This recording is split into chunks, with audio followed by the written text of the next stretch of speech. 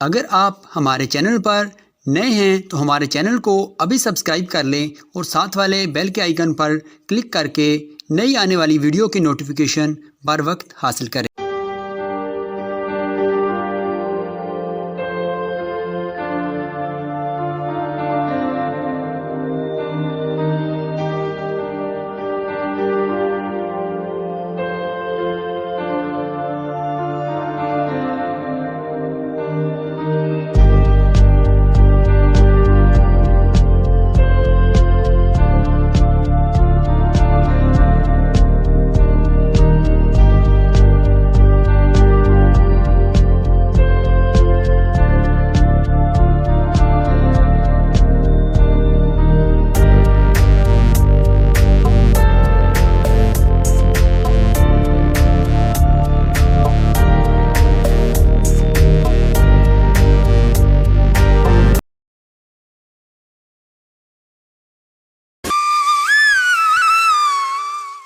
સહ્યાદ્રીની પર્વતમાળામાં આવેલું એક નાનકડું ગામ પીપરોડ ધરમપુરથી આશરે 20 કિલોમીટરના અંતરે વિલ્સન હિલ જતાં રસ્તામાં આવેલું છે। આ ગામ નાનું છે પણ અત્યંત રળિયામણું અને સુંદર છે। ગામની ચારે કોર નાના મોટા ડુંગરા, ખીણો અને જંગલો આવેલા છે। આખા પંથકમાં આ ગામની ખ્યાતિ ખૂબ જ પ્રસરી છે। એનું કારણ પણ વિશેષ છે।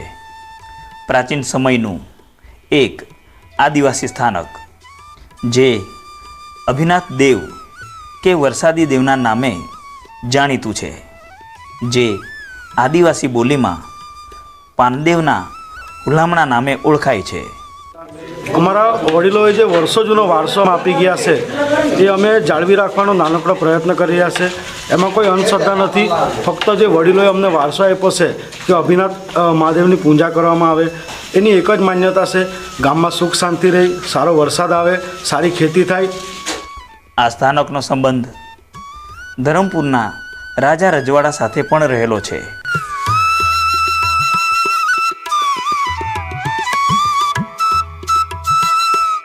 पहला जो अठ राजा हुआ और कांबड़ी लोग हो और पुंजारी हो तो ते जो राजा जो मग अठ आई तो देवा है तो क्या राजा है तो अठ भी छो, देवा है तो तठ आपले बात करूँ ये हिसाब होता था, बात करो तो दो ही ये हिसाबे चाले तो ताता ये कांबड़ी लोग बोलवो तो अठ कहीं मानता मानत वरसाद ना आई तरी वरसाद करू ल ते बोलवी घे अठ मानवा पड़े, मानू ल एले मग बोकड्या मानस काय कोंबड़ा मानस मानला काय वरसाद चालू हुई जाए, वरसाद चालू हुई जाए पछी दशेरा ने जे आपले मानेल ते आजून एले पूजा करू लगे। काय अमनाथ देव, जुगनाथ देव, रत्नाक देव, टिपनाक देव, नारायण देव, महादेव, शंकर देव, पार्वती सिंह, गणेश माता से आखत देव हाथ अठ ढगदेव, मेघदेव, गाजो ईजो से देव हाथ। આ સ્થાનકની કેટલીક કિંવદંતી અને માન્યતાઓ પ્રચલિત છે। था એટલે બે ભાઈઓ મામા ભાણે કાંબળી પકડે એને આમ ધનુષ જેવું પકડી રાખે ને એ લોકોને રીત રિવાજ પ્રમાણે બોલે, પછી ત્યાં જે એ લોકોએ શ્રદ્ધા કરી હોય, બાધા માનવામાં આવે, સંકલ્પ કરેલો તે ત્યાં છોડી દે ને પછી વરસાદ અમુક દિવસમાં આવે એમ એની જે માથે પાઘડી ચડાવવામાં આવેલી તે પાઘડી ભીનાય, પછી થોડું પાણી નીચે ઉતરે રસપત જેવું થાય એટલે પછી વરસાદ આવવાને આકરણે આપણાથી પકડી શકાય કે હવે આટલા દિવસમાં વરસાદ આવશે, તે પ્રમાણે આ પ્રથા ચાલુ થયેલી। આટલી હુંકી રહે બાકીને પલ્લી જાય આખી ભીના જાય એટલે પછી ટીપું પાણી પડ્યા કરે।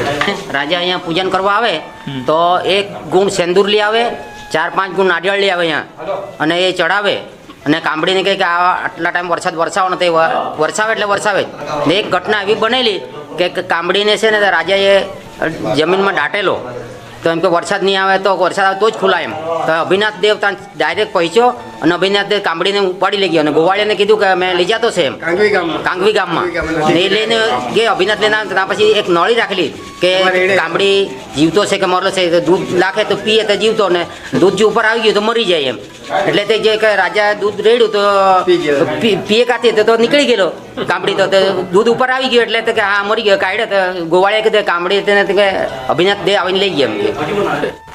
આ સ્થાન એક ટેકરી ઉપર સ્થિત છે. ચારેકોર કરમદાની જાળી અને બીજા ઘટાદાર વૃક્ષોની વચ્ચે એકદમ પ્રાકૃતિક પરિવેશમાં લાકડા અને પાંદડાથી બનાવવામાં આવેલી એક સુંદર મઢુલીમાં અભિનાથ દેવનું સ્થાનક આવેલું છે. અહીં દૂર દૂરથી શ્રદ્ધાળુઓ આવે છે, માનતાઓ માને છે. પણ જેના કારણે આ સ્થાન પ્રસિદ્ધ થયું છે એ વરસાદના કારણે. દર વર્ષે અમે 2-3 જીપ કરીને અહીંયા આવીએ છીએ અને પાનદેવ પર અમે 2-3 નારિયેળનો બાદો લઈએ છીએ. વરસાદ વધારે ચાલુ થાય તો પછી આ ભીનાજી જાય ને પછી બહુ જ વરસાદ ચાલુ થાય તો પછી આને ટીબી પડવા પણ લાગે. કહેવાય છે કે પ્રાચીન કાળમાં જ્યારે વરસાદ લંબાઈ જતો કે સમયસર ના આવતો ત્યારે ધરમપુરના રાજવી ત્યાંના સ્થાનિક ભગતો દ્વારા વિશેષ પૂજા અનુષ્ઠાન કરાવતા અને આ પૂજા કર્યા પછી વરસાદ શરૂ થઈ જતો એવી લોકવાયકા છે. દશેરા પર પાઘડી ચડવું તો લગભગ કરી એની પાઘડી ચડવું 10 વાગે હું તો 11 વાગે 11:30 વાગે ચડવું લાગે. 12 પછી તો નહીં ચડે, ચડતે દિશાલે ચડવું લાગે. આ સ્થાનકે મોટા ભાગે ખેડૂતો આવતા હોય છે. વાવણી શરૂ કરવાની હોય કે પછી કાપણી શરૂ કરવાની હોય, પણ જે અભિનાથ દેવને શ્રદ્ધાપૂર્વક માને છે એ અહીં અચૂકપણે આવે છે. આપણો આદિવાસી સમાજ પ્રકૃતિનો ઉપાસક રહ્યો છે. એનો જીવતો જાગતો દાખલો આ સ્થાનકના રૂપમાં આજે પણ આપણે જોઈ શકીએ છીએ. આ સ્થાનક સંપૂર્ણપણે આધુનિકતાથી દૂર છે.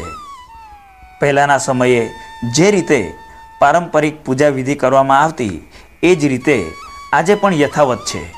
દર વર્ષે આ સ્થાનકની મઢુલીની છતને પાંદડાથી છાવવામાં આવે છે. ઝૂંપડીનું આખું બાંધકામ લાકડા, પાંદડા અને વેલાના ઉપયોગથી જ કરવામાં આવ્યું છે. દર્શનાર્થીઓ આ પ્રાકૃતિક પરિવેશમાં આવી એક અનોખી શાંતિ અનુભવે છે. કોઈકવાર તમે પણ શહેરની